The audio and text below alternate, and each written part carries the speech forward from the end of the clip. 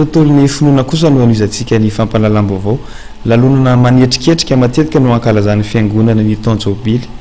Tsy laza-danja tamin'izany ny Eglise Katolika Fomba-Diony Maria tsy malaza feno arivo. Dao rahantsika ny fanadidiny. Nanatanteraka lamesa lehibe omaly ny fiangonana Katolika Fomba-Diony Maria malaza ao amin'ny fialovana Falerivo, distrika amin'ny Fenorivo. Tafiditra indrindra ao anaty fankalazana amin'ny fahadimy amby 20 taona amin'ny fiangonana izany ary nisy ny hetsika maro samihafa nentina nankalaza izay.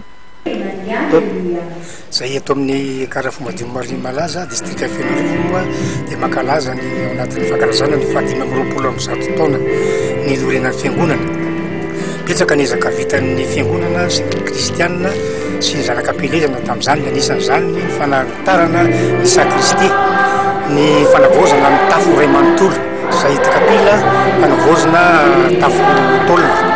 Ao anatin'izany koa ny fanatsarana ny tilikambo, ao anatin'izany ny vavahady, ao ihany koa ny fanatsarana ny tranon'ny presako satria dia hiditra amin'ny distrika vaovao izay eto amin'ny kara Fomba-Diony Maria malaza amin'ity volana oktobra ity.